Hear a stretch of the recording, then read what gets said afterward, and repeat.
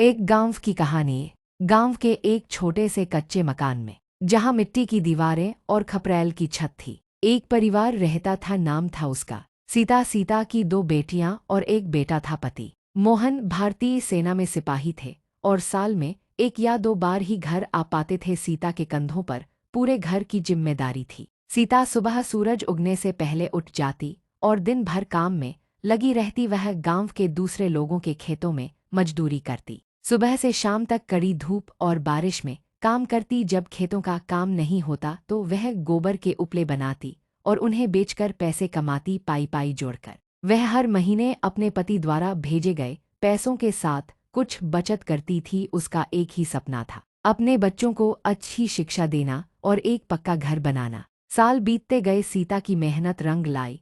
उसकी बच्चियों ने अच्छे नंबरों से अपनी 10वीं और 12वीं की परीक्षा पास की और शहर के कॉलेज में दाखिला लिया। बेटे ने भी अपनी पढ़ाई में कोई कसर नहीं छोड़ी। सीता ने अपनी बचत से गांव में एक छोटी सी जमीन खरीदी। उस जमीन पर उसने अपने हाथों से एक बड़ा और मजबूत कच्चा मकान बनाया। बच्चों की पढ़ाई पूरी हुई और उन्हें शहर में अच्छी नौकरी मिल गई। अब सीता का सपना पूरा होने वाला था।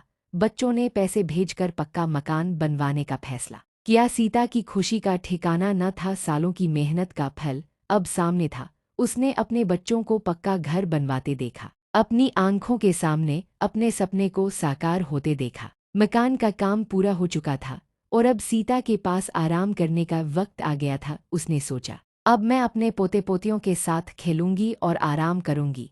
लेकिन नीति को कुछ और ही मंजूर था। जिस दिन पक्के घर में गृह प्रवेश होने वाला था, उससे कुछ दिन पहले ही सीता को हल्की सी बीमारी हुई। परिवार वाले उसे शहर के बड़े अस्पताल में लेकर गए, लेकिन डॉक्टरों ने जवाब दे दिया। सीता जो जिंदगी भर संघर्ष करती रही, उसने अपने जीवन का सुख नहीं देखा।